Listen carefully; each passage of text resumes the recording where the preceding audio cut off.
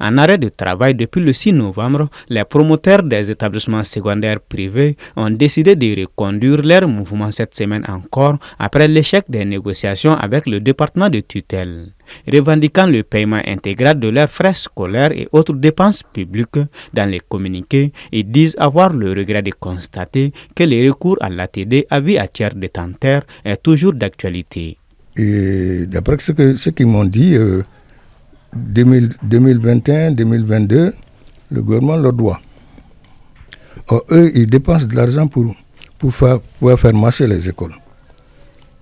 Ils ont réclamé leur dû. Bon, je pense que le problème est à ce niveau. Mais en plus de ça, il se trouve que on leur a demandé de payer des impôts.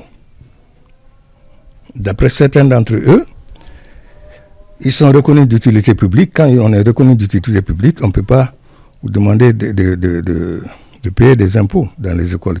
Ils ont des articles qui disent que quand ils sont reconnus d'utilité publique, ils ne doivent pas payer des impôts.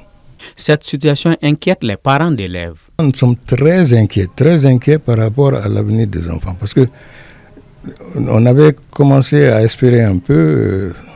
L'année dernière, il y a eu moins de grèves. Et surtout cette année, et on avait espoir que l'année va se terminer sans grève. Bon. Mais il va de soi que de part et d'autre, il faut que chacun essaie de voir ce qu'il y a lieu de faire. C'est-à-dire pour qu'ils essaient un peu de mettre un peu d'eau dans leur Nimakoudi, comme on le dit. Dans leur communiqué en date du vendredi dernier, il indique que le premier mouvement tenu du 6 au 10 novembre a été suivi à 99% sur toute l'étendue du territoire national.